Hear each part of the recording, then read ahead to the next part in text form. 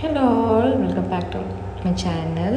ఈ వీడియో వచ్చేసి what I eat in a day in my in laws place అనమాట. Yes, మా కాకినాడ, మా అత్తయ్య వాళ్ళది కాకినాడ అనమాట. సో మేము కాకినాడ వెళ్ళినప్పుడు దీనికి వెళ్ళాము. ఇది చాలా ఫేమస్ మీకు బాన్గుడి జంక్షన్లో.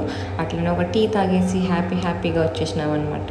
అండ్ దెన్ ఫాలోడ్ బై మా డాడీ మ్యాంగోస్ పంపిస్తానని చెప్పారనమాట. ఎందుకంటే మాకు ఆ రోజు నెక్స్ట్ డే మార్నింగే ట్రైన్ ఉంది హైదరాబాద్కి, వందే భారత్. సో మంచిగా మా మామయ్య వచ్చేసి కోటయ్య కాజా తెచ్చారనమాట. Which we really love that khaja. చాలా అంటే చాలా ఇష్టం నాకు, మా హస్బెండ్. బికాజ్ చిన్నప్పటి నుంచి మాకు అలవాటు కాబట్టి టేస్ట్ చాలా బాగుంటుంది.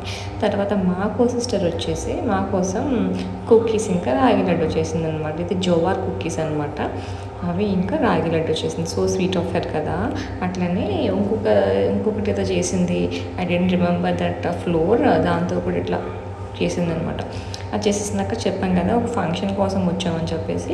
So we went to that function అనమాట. అక్కడికి వెళ్ళి మంచిగా ఫుల్గా తినేసినాం అనమాట.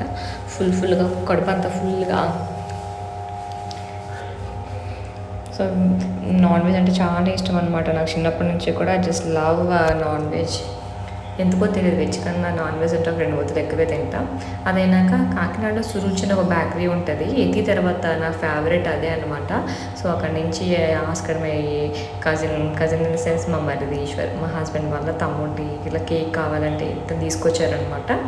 సో తీసుకొచ్చినాక మంచిగా తినేసి, ఇది వచ్చేసి నైట్ డిన్నర్కి అనమాట.